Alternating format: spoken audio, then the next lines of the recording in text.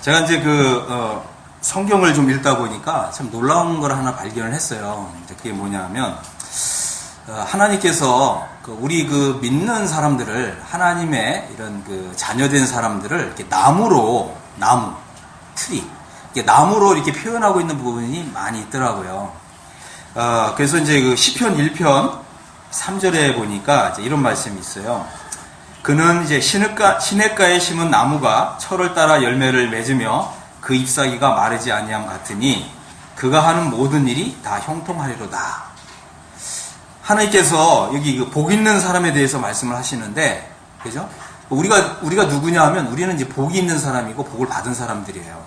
그럼 우리가 어떤 복을 받았냐 하니까 시냇가에 심은 나무와 같은 복을 받았다는 거예요. 우리 한번 좀 상상을 한번 해보시기 바랍니다. 참 이 팔레스타인 지역은 굉장히 사막 지역이잖아요. 비가 적고, 그다음에 대부분 땅이 아주 건조하고, 그죠? 그런 곳에서 이게 나무가 막 열매를 잘 맺을 수 있을까요? 없을까요? 그래서 이 광야 땅을 보면, 그죠? 대부분 나무들이 아마 있어도 굉장히 이렇게 작고, 그죠? 열매도 별로 없고, 그죠? 아마 그럴 거예요. 그런데 여기 이제 1편 3절에 보니까 시냇가에 심은 나무와 같다는 거죠. 시냇가에 심은 나무. 이 시냇가에 심은 나무는, 그죠? 언제라도 그 뿌리가 시냇가에서 이 물을 이렇게 끌어올리는 거예요. 양분을 이렇게 빨아올리는 거예요. 그러니까 어떻게 됩니까? 시절을 쫓아 과실을 맺는데요. 계절을 따라서 과실을 맺는 거예요. 그리고 그 잎사귀가 마르지 아니하고요.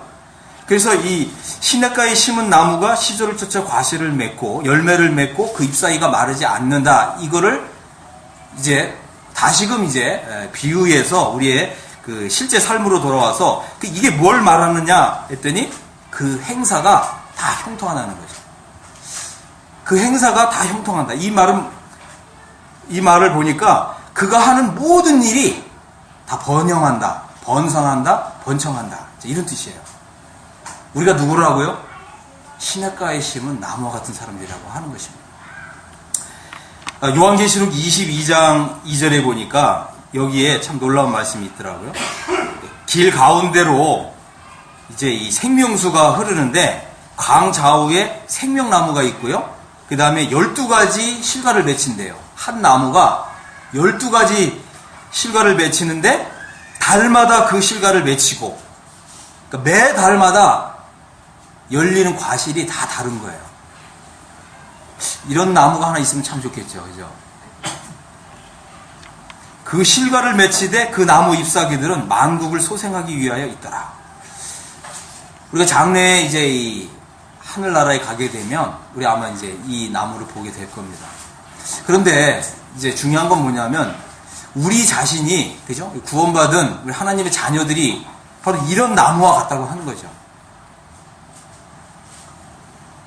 그 하는 일이, 모든 일이 다 번영하고 번성하고 번창하는 이러한 그림 언어로 우리에게 말씀을 해주고 있습니다. 우리가 누구냐? 나는 누구냐? 시냇가에 심은 나무와 같다고 하는 것입니다. 또 이 92편 12절에 보니까 이런 말씀이 있더라고요. 시편 92편 12절에 의인은 종려나무같이 번성하며 레바논의 백향목같이 발육하리로다. 여호와의 집에 심겼으며 우리 하나님의 궁정에서 흥왕하리로다. 의인은 종려나무같이 번성한다고 이렇게 말씀하고 있습니다. 종려나무는 이제 야자수 나무를 가리킵니다.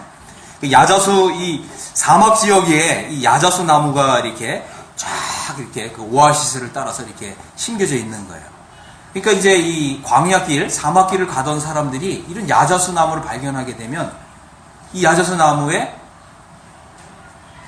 굉장히 크고 넓은 이런 나뭇잎이 있어서 이 사막길을 다니는 사람들이 그 야자수 나무 아래서 쉼을 얻는 거죠. 그 다음에 또 뭐가 열려요? 과실이 맺히죠. 야자수가 맺히기 때문에 그 야자수를 탁 따서 이게 칼로 딱 쪼개서 그 안에서 이 즙을 쫙 마시게 되면 얼마나 시원하겠어요. 그죠? 그래서 우리 성도는, 하나님의 이 백성은 종려나무 같이 번성한다고 하는 것입니다. 그 다음에 또 여기 보니까 레바논의 백향목같이 발육하리로다 했습니다. 이 백향목은, 백향목 아세요? 이 백향목은 주로 이 두 가지 용도로 사용돼요. 하나는 이제 레위기에 보면은 하나님께 제사를 드릴 때 이 백향목을 함께 이제 제사를 드리고요. 예, 레위기 이제 14장에 보면은 그 새의 피와 흐르는 물과 또 살아있는 새와 백향목과 우슬초와 홍색 실로 정결하게 하고, 또 이것을 이제 하나님께 이제 제사를 드릴 때 이 백향목을 사용하고요. 또 하나는 이 건축할 때, 그죠? 건축할 때 이제 이 백향목을 사용합니다. 그래서 이 백향목은 하늘 높은 줄 모르고 이렇게 위로 곱게 자라는 이런 나무예요. 그리고 주로 건축용으로 많이 사용합니다. 이 사무엘하 7장 2절에 보면 다윗 왕이 하나님의 집을 지을 이런 그 마음을 갖게 됐어요. 이런 소원을 갖게 됐는데, 그 하나님의 집을 짓는데 무엇으로, 어떤 나무로 집을 짓는다고요? 백향목. 그래서 이것은, 그죠? 의인은 종려나무 같이 번성하고 레바논의 백향목 같이 발육한다라고 하는 것은 이 두 가지 의미가 있는 거예요. 하나님의 성도는요, 그죠? 하나님의 성도는 정말 이렇게 다른 사람들에게 이 그늘이 되어줄 수 있을 정도로 넓고 풍성한 이제 이런 나뭇잎, 그 다음에 또 야자수 열매, 과실을 맺고, 그 다음에 백향목 같이, 이건 뭐야? 하나님을 향해서 곱게 자라는. 이것은 이 구원받은 바로 우리들에 대한 하나님께서 이제 이 그림 언어를 통해서 우리에게 우리가 어떤 사람인가라고 하는 것을 명백하게 보여주고 있다고 하는 것입니다. 또 에레미야서 17장 7절에 보니까 이런 말씀이 있더라고요. 무릇 여호와를 의지하며 여호와를 의뢰하는 그 사람은 복을 받을 것이라. 그는 물가에 심기운 나무가 그 뿌리를 강변에 뻗치고 더위가 올지라도 두려워 아니하며 그 입이 청청하며 감오는 해에도 걱정이 없고 결실이 그치지 아니함 같으리라. 저는 이제 참 이런, 우리가 이 나무와 같다. 근데 이제 어떤 나무와 같으냐? 그죠? 물가에 심기운 나무. 그리고 그 뿌리를 강변에 뻗치고, 그 더위가 올지라도 걱정할 필요가 없다는 거죠. 그죠? 그러나 이제 나무가, 그죠? 이 시냇가에 다 심겨지는 게 아니잖아요. 그죠? 근데 이 특별히 이 시냇가에 심기운 나무는 더위가 올지라도 걱정할 필요가 없다는 거죠. 그 어떠한 고난이나 그 어떠한 시련이 올지라도 이 시냇가에 심기운 나무는 걱정할 필요가 없어요. 그리고 여기 뭐라고 되어 있습니까? 그 입이 청청하고 가무는 해에도 걱정이 없고, 여기 중요한 단어가 뭐냐니까 결실이 그치지 않는다. 이게 무슨 뜻일까요? 결실이 그치지 않는다. 항상 이 열매를 맺힌다고 하는 것입니다. 항상 열매를 맺힌다. 제가 이제 이것을 한번 좀 생각해 보면서, 이 나무는, 그죠? 나무는 뭐 산이나 아니면 뭐 들이나 심지어는 이제 이 강둑에 이게 나무가 이렇게 심겨지는데, 그죠? 우리 이 하나님의 사랑하는 백성이 된 우리는 어떤 사람과 같으냐면 시냇가에 심기운 나무와 같은 것입니다. 그래서 이 하나님께서 이 은혜를 우리에게 공급해 주시는데, 마치 이제 시냇가에 심기운 나무가, 그죠? 언제라도 그 뿌리를 정말 이 강 밑줄기로 이렇게 뻗어서 그 물을, 또 그 양분을 이렇게 흡수해서 그 이 결실이 항상 맺히는 이런 이 나무와 같다고 하는 것입니다. 그래서 이 시냇가라고 하는 게 굉장히 중요한 의미가 있구나, 이런 걸 생각을 했습니다. 시냇가라고 하는 게 무슨 뜻일까요? 저는 이것을 이제 하나님의 은혜다, 그리고 하나님의 은혜의 작용이다, 저는 이렇게 생각을 했습니다. 우리는 이 하나님의 자녀들은요, 하나님의 은혜의 작용이 항상 있다고 하는 것입니다. 우리가 보통 이제 하나님의 은혜를 생각할 때 많은 경우에 하나님의 은혜를 생각할 때 우리가 처음 믿을 때, 그렇지, 나는 하나님의 은혜로 구원을 받았지. 그래서 이 하나님의 은혜를 항상 과거형으로만 생각하는 이런 경향이 있습니다. 그럼 지금은 어떠냐는 거죠. 지금도 여전히 하나님의 이런 은혜의 작용을 받고 있느냐. 그렇죠? 이거 굉장히 이제 중요한 것입니다. 우리는 대개가 참 내가 과거에 주님을 처음 믿고 구원받게 된 이런 과거를 회상하면서 하나님께서 나를 이렇게 인도하셨고 또 하나님께서 이런 모습으로 저런 모습으로 인도하셨어. 그때 하나님의 은혜가 내게 너무나 강하게 역사해갖고 난 그때 구원을 받았어. 근데 지금은 어떠냐고 하는 거죠. 과연 지금도 여전히 이런 하나님의 은혜의 작용을 받고 있느냐. 우리가 하나님의 은혜를 생각할 때 이 하나님의 은혜는요, 우리가 장래에 우리 주님 오실 때까지 아니면 우리가 주님 나라 들어갈 때까지 이 은혜의 작용은 멈추지 않는다고 하는 것입니다. 이것이 바로 이 하나님의 이 백성의 특권이라고 하는 것입니다. 제가 그 은혜를 생각할 때 이 하나님의 은혜, 이 성경에서 이 하나님의 은혜를 가장 잘 설명하고 있는 구절이 어딜까 이렇게 생각해 볼 때 제가 이 디도서를 좀 이렇게 찾게 됐습니다. 우리 디도서 2장 좀 11절 한번 좀 찾아보겠습니다. 디도서 2장 11절에 보니까 이런 말씀이 있습니다. 모든 사람에게 구원을 주시는 하나님의 은혜가 나타나. 자, 여기 하나님의 은혜가 나타났다고 하는 것입니다. 그 다음에 12절에 보면 우리를 양육하시되 경건하지 않은 것과 이 세상 정욕을 다 버리고 하나님의 은혜가 우리를 그죠? 끊임없이 이 은혜의 작용을 통해서 이 마치 나무가 이 하나님의 은혜에 뿌리를 착 내리고 하나님의 은혜 속에서 이 자양분을 끌어오는 거예요. 근데 나무가 이 은혜라고 하는 이 자양분을 끌어오는 걸 딱 멈추게 되면 어떻게 되죠? 어떻게 돼요? 죽는 거죠. 나무가 이 하나님의 은혜라고 하는 여기에서 이 자양분을 끌어오니까 은혜의 작용이 끊임없이 일어나야 되는데 이 은혜의 작용이 딱 멈추게 되면 이 나무는 첫 번째 어떻게 될까요? 증상이? 나뭇잎이 우선 시들시들해져요. 그죠? 두 번째는요? 열매가 맺히지 않죠. 열매가 맺히지 않아요. 세 번째는요? 나무가 전체적으로 이제 마르게 되죠. 마지막으로 뭐가 말라죠? 뿌리까지. 그렇게 되면 이제 그 나무는 이제 죽은 나무가 되는 것입니다. 하나님의 은혜는 우리가 처음 구원을 받은 때로부터, 심지어는 우리가 잘 생각해 보면 우리가 구원받기 전부터 하나님의 은혜는 작용을 했어요. 맞죠? 우리가 구원받기 전부터 하나님의 은혜는 작용을 해서 우리가 십자가에 나타난 하나님의 사랑과 은혜를 알도록 일깨워주고 깨우쳐주고, 그죠? 그리고 하나님의 그 십자가에 나타난 큰 사랑을 알도록, 이해하도록, 또 믿도록 하나님의 은혜가 작용을 했습니다. 근데 하나님의 은혜의 작용이 거기서 멈추는 것이 아니라고 하는 것입니다.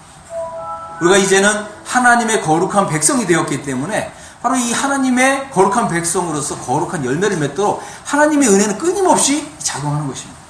우리는 마치 시냇가에 심겨진 나무처럼 이 하나님의 은혜의 뿌리를 내리고 계속해서 자양분을 이제 끌어올려야 되는 것입니다. 자, 여기 디도서에 보니까 우리를 양육하시되 경건하지 않은 것과 이 세상 정욕을 다 버리고 이 두 가지를 버려야 된대요. 첫 번째 뭘 버려야 된다고 그랬죠? 경건하지 않은 걸 버려야 된다고 하는 것입니다. 두 번째는요, 이 세상 정욕을 다 버리도록. 하나님의 은혜가 이렇게 작용한다고 하는 것입니다. 그럼 우리가 이 하나님의 은혜를 잘 이렇게 흡수하게 되면 어떤 일이 일어날까요? 경건하지 않은 일을 멀리 하게 되는 거죠. 그리고 경건한 일을 가까이 하게 되는 것입니다. 하나님이 미워하시는 일을 점차적으로 버리게 되고요. 그죠? 하나님이 기뻐하시는 일을 더 많이 하게 되는 것입니다. 두 번째는요, 이 세상 정욕을 다 버리게 돼요. 여기 보니까 다 버린대요. 이게 다 버려. 이거 한번 좀 동그라미 한번 해보세요. 경건하지 않은 것과 이 세상 정욕을 다 버린다는 거예요. 그렇습니다. 우리가 이제 이 세상을 살아가는데, 그죠? 거룩한 하나님의 백성으로서 살아가는 것입니다. 우리가 구원받기 전에 우리는 이 경건이 무엇인지 몰랐어요. 또 거룩한 하나님 백성으로 사는 게 무엇인지 몰랐습니다. 하지만 이제 구원받은 우리는 하나님의 은혜로 살아가는 것입니다. 하나님의 은혜의 뿌리를 내리고 하나님의 은혜에서 이런 자양분을 계속해서 흡수하는 거예요. 이것이 이 하나님의 은혜가 내 속에 들어오면 들어올수록 어떻게 된다고 그랬습니까? 경건하지 않은 걸 버리게 되고 이 세상 정욕을 버리게 돼요. 과거에는 우리가 이 세상 정욕을 위해서 살았습니다. 육체의 소욕을 따라 살았어요. 그래서 내 마음에 원하는 것을 했습니다. 하지만 이제 우리가 은혜가 자꾸 내 안에 들어오게 되면 내 뜻대로 마옵시고 이게 이루어지는 거죠. 아버지의 뜻대로 얘기를 원합니다. 그러니까 내 뜻은 나가게 되고 아버지 뜻은 들어오게 되는 거죠.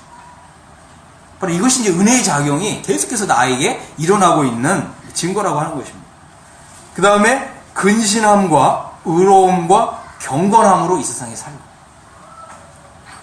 이 말이 뭘까요? 그리스도인이 이제 그리스도인답게 사는 것입니다. 성도가 성도답게 사는 것입니다. 우리 한번 이렇게 생각을 해볼 수가 있습니다. 우리를 알고 있는 사람들이 있잖아요. 우리 이제 이웃에 사는 사람이 있을 수도 있고, 아니면 이제 직장 동료일 수도 있는데, 그 사람들이 올해 1년 이제 같이 이렇게 부대끼면서 살아오시면서, 혹시 이런 칭찬을 들으셨습니까? 아, 내가 여지까지 예수 믿는 사람을 봤는데, 당신과 같은 사람은 내가 처음 본다. 이런 얘기 좀 들어보셨어요? 이런 얘기를 듣는 사람이 바로 하나님의 은혜의 작용이 계속해서 일어나는 사람입니다. 심지어는 우리가 등산을 하는데 처음 만나는 사람을 딱 봤는데 어떤 사람이 자꾸 따라와요. 왜 따라오냐 했더니 당신 같은 사람 처음 본다는 거예요. 산을 이렇게 다녀봤는데 당신 같은 사람은 처음 본다. 무슨 뜻입니까? 했더니 당신 예수님 믿는 사람 맞다고. 그죠?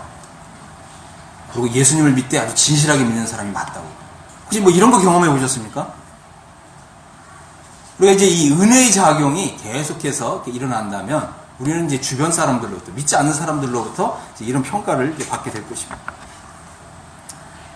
그 다음에 이 은혜의 작용이 계속해서 일어나는 사람은 이제 복스러운 소망과 또 우리의 크신 하나님, 구주 예수 그리스도의 영광스러운 나타나심을 기다리는 이런 삶을 살게 되는 것입니다. 하나님께서 우리를 모든 불법에서 구속하셨어요. 왜 그랬다고요? 우리를 구속하시고 우리를 깨끗하게 하사 선한 일에 열심하는 친백성이 되게 하려 하심이라 그랬습니다.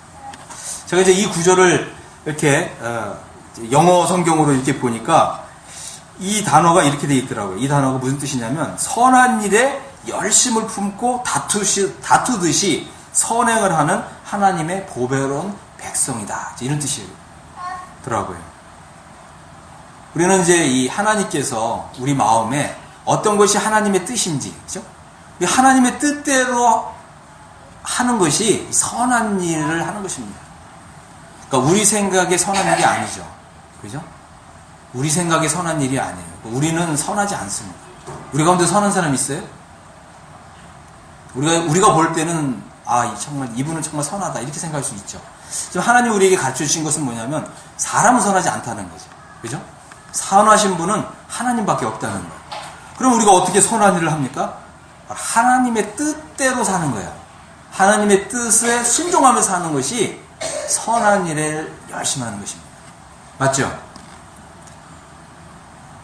그러니까 우리가 이제 2016년을 이제 거의 이제 마감하는 이런 시점에 있는데 우리 자신을 한번 좀 돌아보고요. 우리 자신을 한번 평가해 볼 필요가 있습니다. 나는 과연 1년 동안 정말 시냇가에 심은 나무처럼 하나님을 위해서 과실을 과연 많이 맺었는가? 그죠? 나는 과연 하나님의 뜻대로 얼마큼 행했는가? 이런 것을 한번 생각해 볼 필요가 있습니다. 제가 참 이런 말씀 드리면 참 우리가 굉장히 충격을 받을 만한 것이 있는데 그게 무엇이냐면 우리가 하늘나라를 가게 되면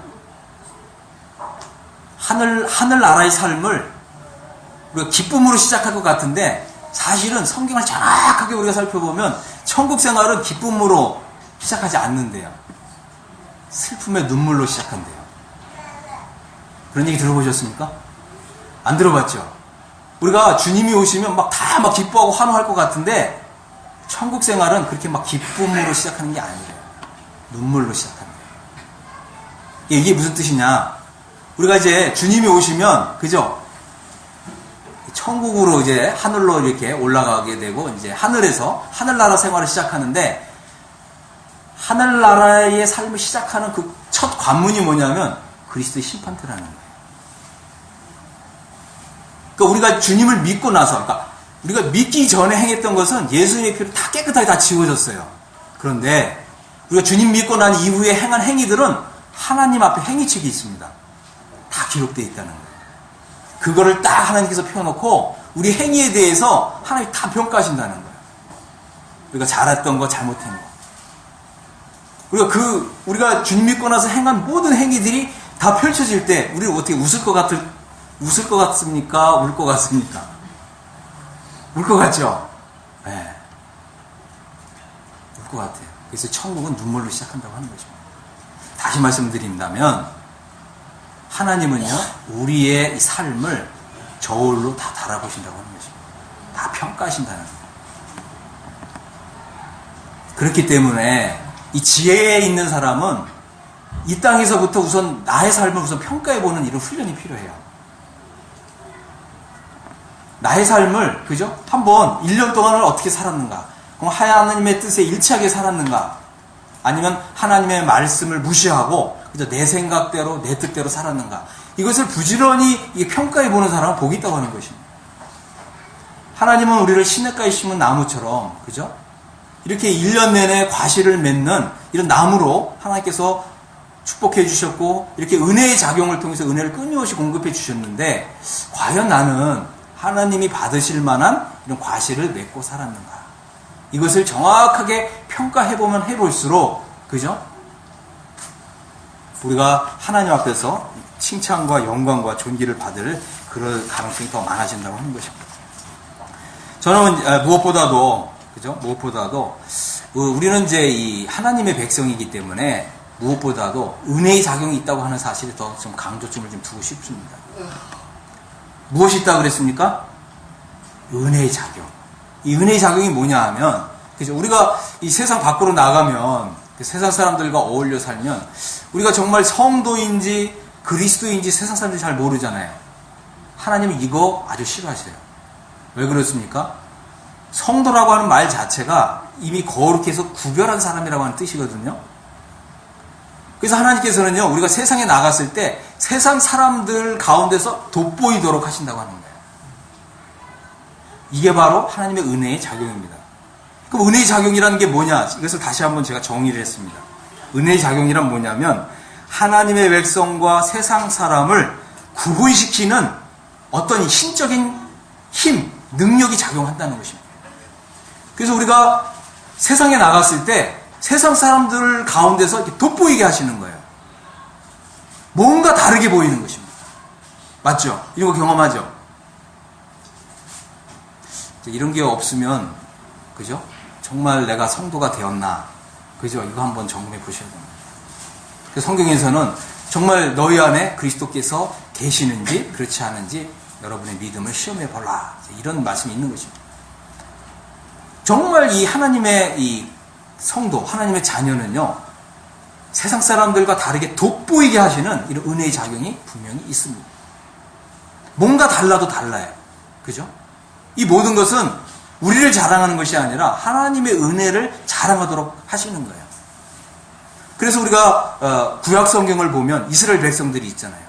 하나님 이스라엘 백성 선택하셨는데 왜 선택했다 그랬죠? 세상에서 가장 작은 나라이기 때문에. 별 볼 일 없기 때문에. 그래서 하나님께서 그들을 구속하셨고 그들을 하나님의 백성으로 삼으셨어요. 그러고 나서는 어떻게 됐죠?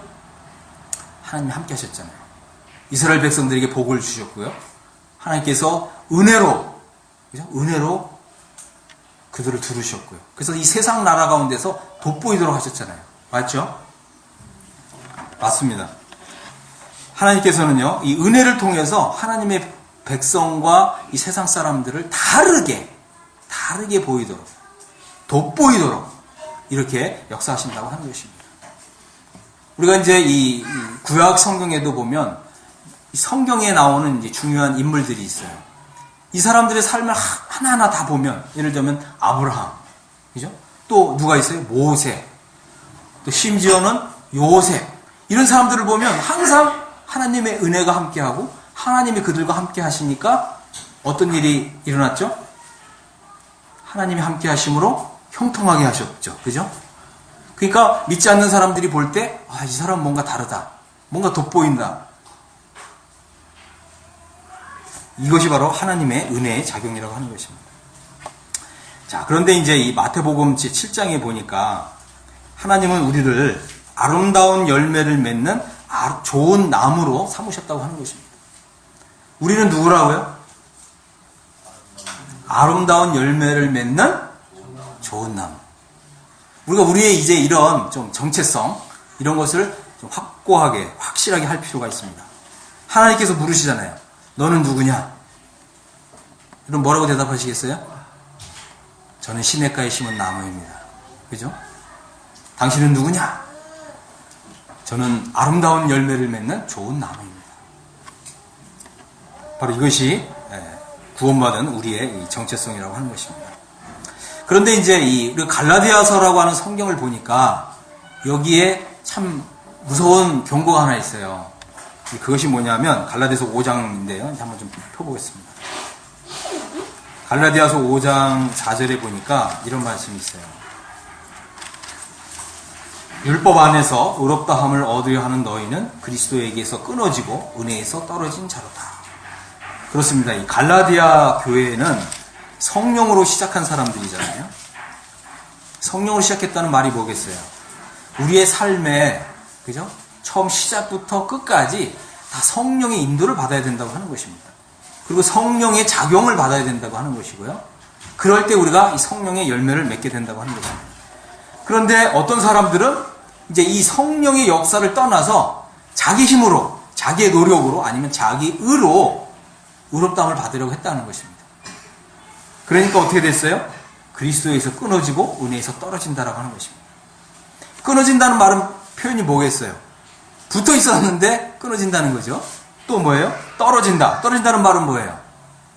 원래 자리에 있었는데 거기서 이렇게 미끄러져서 거기서 이탈하는 거예요. 이 말은 뭐냐면 이거는 구원을 잃어버린다 이런 뜻이 아닙니다. 은혜의 작용이 안 되는 상태로 떨어진다는 거예요. 이런 일이 있다고 하는 것입니다. 그래서 우리가 다 기대하는 바로는 우리가 우리 자신을 하나님 앞에서 시냇가에 심은 나무고 또 아름다운 열매를 맺는 좋은 나무라고 하는 이러한 정체성을 확고히 하면 할수록 성령님의 역사가 우리 안에서 아주 활발하게 일어나는 것입니다. 하지만 우리가 우리의 이 정체성을 잃어버릴 때, 내가 예수님을 믿긴 하지만 내가 뭐 세상 사람들하고 별 차이도 없지. 이게 성령의 작용인가요? 아니잖아요. 그죠? 뭐 예수 믿는다고 뭐 특별히 뭐 달라지는 게 있나? 이게 성령의 작용인가요? 아니라는 거죠. 이것은 다 이 부정적인 생각, 나쁜 생각, 이런 것을 우리가 이제 받아들인다면 이것을 성경에서 뭐예요? 사탄의 생각, 그죠? 육신적인 생각. 이런 생각을 받아들이게 되면 우리 안에 그런 정체성이 생기는 거예요. 어떻게 구원받았다고 1년 내내 열매를 맺어? 성경은 뭐라고 했습니까? 1년 내내 열매 맺는다고 했죠? 맺는다고 했습니다. 그 다음에 그 과실을 맺는데 이 과실 맺는 것이 끊이지 않는다고 했잖아요. 그죠? 이게 우리 정체성이에요. 우리는 이제 이런 정체성을 받아들여야 돼요. 이게 하나님의 말씀을 받아들이는 것입니다. 그래서 우리의 이 바른 정체성을 받아들이게 되면 은혜의 작용이 활발하게 일어나는 거죠. 우리가 은혜를 많이 받아들이면 받아들일수록, 은혜를 많이 흡수하면 흡수할수록, 그죠? 하나님의 말씀에서 이 은혜의 작용을 원활하게 받아들이면 받아들일수록 우리에게서는 어떻게 해요? 열매를 맺히는데 어떻게 맺힌다고요? 절로 맺힌다. 중요한 것은 은혜의 작용에 있다고 하는 것입니다. 그런데 어떤 사람들은요, 그죠? 어떤 사람들은 하나님의 말씀에 있는 이 진리를 받아들인 게 아니고, 그죠? 다른 교훈, 다른 복음, 심지어는 다른 예수, 그죠? 이걸 받아들인 거예요. 그러니까 어떻게 돼요? 율법을 통해서, 율법 안에서 의롭다함을 받으려고 그 길로 간 거예요. 그렇게 되니까 어떻게 된다고 그랬습니까? 그리스도에서 끊어지고 은혜에서 떨어진다는 거예요. 은혜의 작용을 못 받는 상태로 떨어지는 거죠. 그렇게 되면 어떻게 된다고 그랬습니까? 우리가 은혜에서 떨어지면 어떻게 돼요? 첫 번째, 나뭇잎이 시들해지고, 그죠? 두 번째, 열매를 맺지 못하고, 그 다음에요, 나무 전체 줄기가 마르게 되고, 마지막으로는 뿌리까지 말라버린다. 이런 일이 있을 수가 있다고 하는 것입니다. 자, 이제 5절을 보겠습니다. 우리가 성령으로 믿음을 따라 의의 소망을 기다리노니 그리스도 예수 안에는 할례나 무할례나 효력이 없으되 사랑으로서 역사하는 믿음뿐이니라. 그렇습니다. 우리는 이제 성령으로 믿음을 따라서 살아야 되고요. 그럴 때 사랑으로서 역사하는 믿음으로 살 수가 있다고 하는 것입니다. 바로 이제 우리가 이렇게 사랑으로서 역사하는 믿음으로 살게 될 때 우리는 이 성령의 열매를 맺힌다고 하는 것입니다. 하지만 여기 어떤 사람들처럼 이 은혜의 작용을 받지 못하게 되면 어떻게 된다고 했습니까? 여기 보니까 이제 우리가 그 5장 19절을 좀 보겠습니다. 그래서 우리가 이제 이 그리스도인인데 이 그리스도인을 딱 둘로 나눌 수가 있어요. 두 종류. 하나는 뭐냐면 육신의 열매를 맺는 사람. 또 한 사람은요, 성령의 열매를 맺는 사람. 성경에서 그죠? 육체의 열매를 많이 맺는 사람을 뭐라고 얘기합니까? 육신적인 그리스도인. 그죠? 그 다음에 성령의 열매를 많이 맺는 사람을 뭐라고 부르죠? 신령한 그리스도인. 이렇게 부르잖아요. 자, 갈라디아서 5장 19절을 보니까 이랬습니다. 육체의 일은 현저하니 곧 음행, 더러운 것, 호색, 우상숭배, 술수, 원수를 맺는 것, 분쟁, 시기, 분냄, 당짓는 것, 불리함과 이단과 투기와 술취함과 방탕함과 또 그와 같은 것들이라. 그렇습니다. 이 육체가 맺을 수 있는 모든 열매를 다 맺는 거죠. 왜 그렇죠? 우리의 이 은혜를 이렇게 흡수해야 되는 이 뿌리가 말랐기 때문에. 근데 참 우리가 이 그리스도인은 참 이렇게 신비로운 존재인데 우리가 이제 이 시냇가에 심은 나무처럼 하나님의 은혜를 받아들이지 못하면 이상하게 이 뿌리가 육체의 뿌리를 내려서 육신으로부터 자양분을 흡수한다고 하는 것입니다. 우리 참 경이로운 나무예요. 그죠? 경이로운 나무. 성령 안에 거할 때는, 그죠? 성령의 뿌리를 내려서 성령님으로부터 은혜를 이렇게 흡수하는, 그래서 성령의 열매를 맺는 나무가 되거나, 아니면 우리가 이 성령의 우리의 뿌리를 내리지 못하고 성령의 열매를 맺히지 못할 때에는 우리가 뿌리를 어디에 내리냐면 육체, 여기에 뿌리를 내려서 여기 위에서 자양분을 끌어온다고 하는 거예요. 5장 22절에 보면 오직 성령의 열매는 이렇게 씁니다. 사랑과 희락과 화평과 오래 참음과 자비와 양성과 충성과 온유와 절제니 이 같은 것을 금지할 법이 없느니라. 그렇습니다.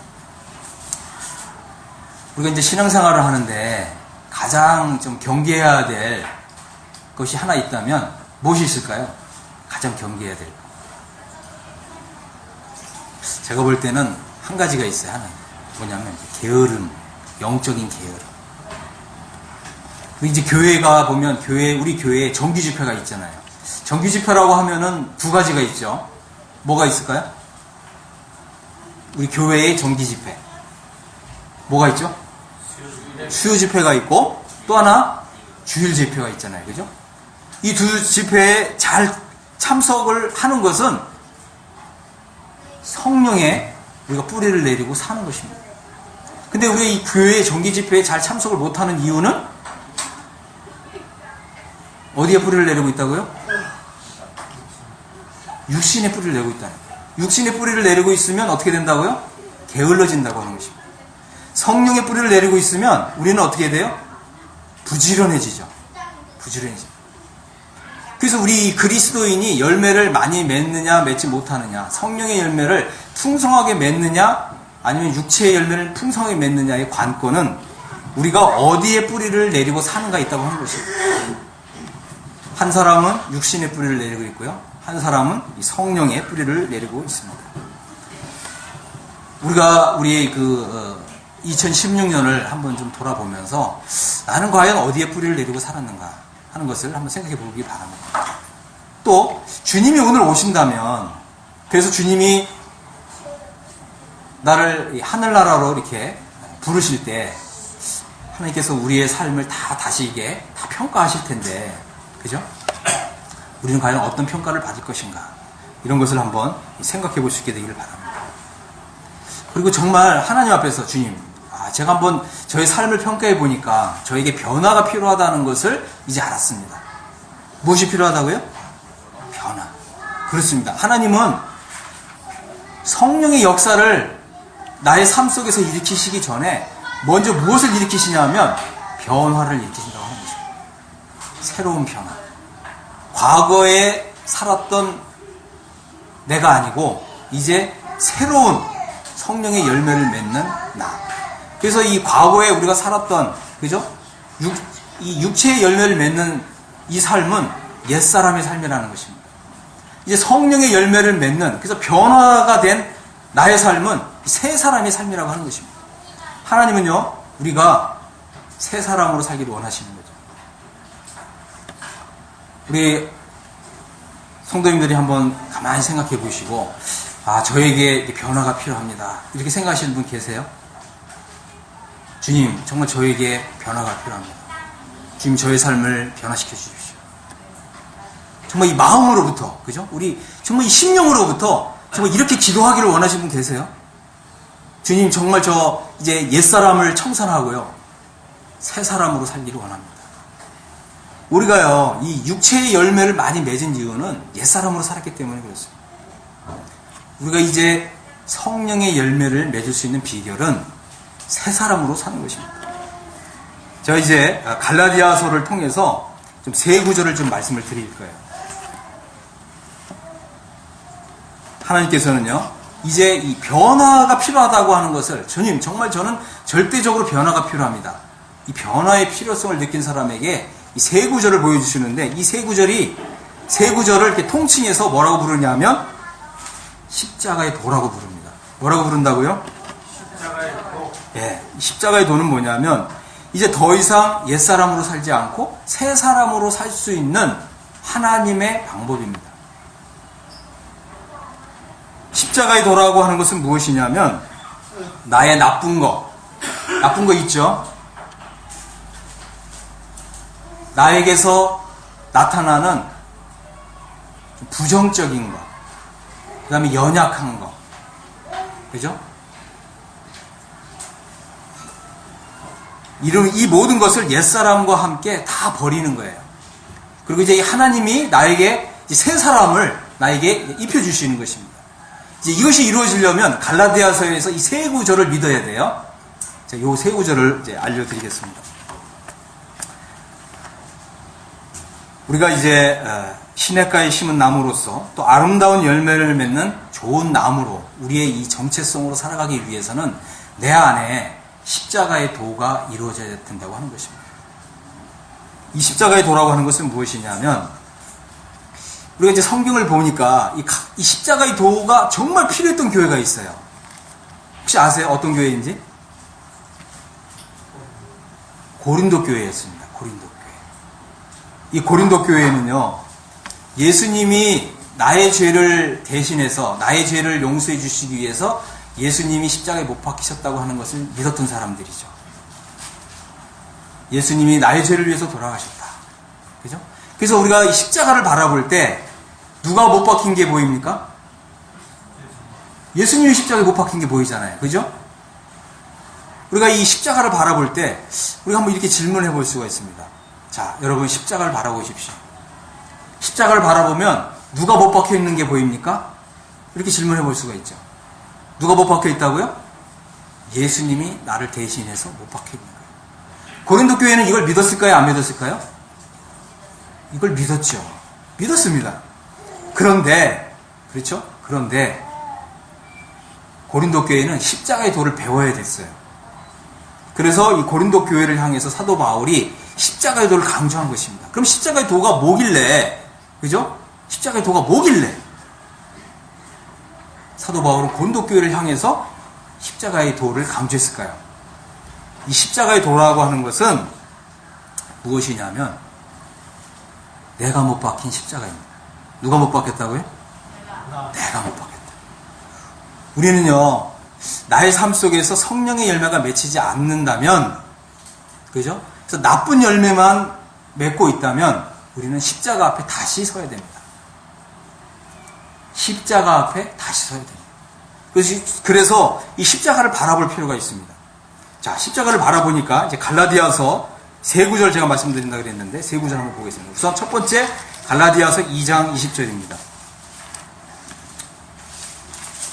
우리 같이 한번 읽어보겠습니다. 갈라디아서 2장 20절.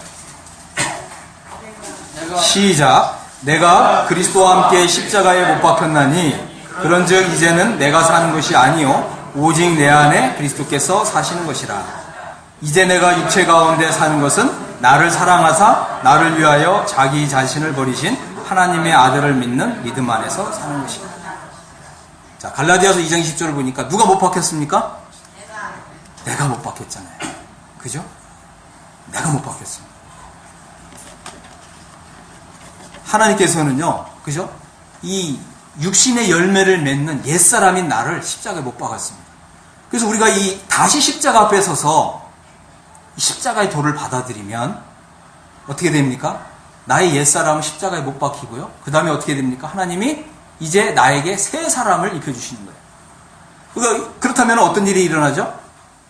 나의 옛사람은 죽고 새 사람으로 사는 삶이 나타나겠죠. 그럼 내 안에 새 사람이 살아가게 되면 어떤 열매를 맺는다고요? 새 사람의 열매를 맺히는 것입니다. 그죠? 옛사람에 속한 것은 다 부정적인 것입니다. 그죠? 육체의 일은 현저하니 이랬습니다. 육신적인 것, 육체에 속한 것, 음행, 더러운 것, 호색하는 것, 그죠? 우상숭배, 술수, 원수 맺는 것, 심지어 편을 나누는 것, 분당하는 것, 그죠? 하나님을 자랑해야 되는데 사람을 자랑하는 것. 이 모든 것이 다 옛사람에 속한 것입니다. 그래서 나의 옛사람이 못 바뀌었다고 하는 이러한 이 믿음을 고백하게 될 때 내 안에서 이제 이 새 사람을 입고 이 새 사람이 사는 이런 삶이 시작된다고 하는 것입니다. 자, 두 번째는 갈라디아서 5장 24절입니다. 우리 같이 한번 읽어보겠습니다. 갈라디아서 5장 24절 시작. 그리스도 예수의 사람들은 육체와 함께 그 정과 탐심을 십자가에 못 박았느니라. 그렇습니다. 내가 십자가에 못 박혔다고 믿는 사람은 이제 이 세상에서 낙이 없는 거예요. 맞죠? 우리 십자가에 못 박혔다고 믿는 사람은 이 세상에서 아무 기쁨이 없는 것입니다. 우리의 기쁨은 오직 하늘에 있고 나의 기쁨은 오직 주님에게만 있는 것입니다. 주님, 저는 이 세상에서 아무 낙이 없습니다. 주님, 저는 이 세상에서 그 어떠한 기쁨을 취하지 않습니다. 오직 하늘에 계신 우리 주님만이 나의 기쁨이고 정말 저의 삶은 이제 주님을 위한 삶입니다. 우리가 이렇게 고백할 수 있다면, 그죠? 우리가 육체와 함께 그 정욕과 탐심을 십자가에 못 박은 사람들이라고 하는 것입니다. 성경은 참 놀랍게 딱 정리를 해주고 있어요. 그리스도 예수의 사람들은 어떤 사람들이냐? 단순히 그냥 내 죄가 용서되었다, 그래서 나는 이제 하늘나라 간다, 그런 믿음을 가지고 있는 사람이 아니고, 그죠? 그건 기본이고 그것은 기초죠. 근데 거기에서 이제 어떻게 해요? 십자가의 도를 우리가 믿기를 원하는 것입니다. 십자가의 도가 뭐라 그랬죠? 내가 못 박힌 십자가라고 그랬잖아요. 그죠? 자, 그리스도 예수의 사람들은요, 육체와 함께 그 정욕과 탐심을 십자가에 못 박은 사람들입니다. 이제 나의 믿음 안에 이거를 이제 믿음 체계라고 부르는 거죠. 나의 믿음 체계 안에 내가 그리스도와 함께 못 박혔다고 하는 이 믿음을 가지길 원하는 것입니다. 하나님의 뜻이에요. 그렇게 될 때 우리가 이 성령으로 살고 성령으로 행하는 삶이 나온다고 하는 것입니다. 자, 이제 이 세 번째 구절은 6장 14절입니다. 갈라디아서 6장 14절.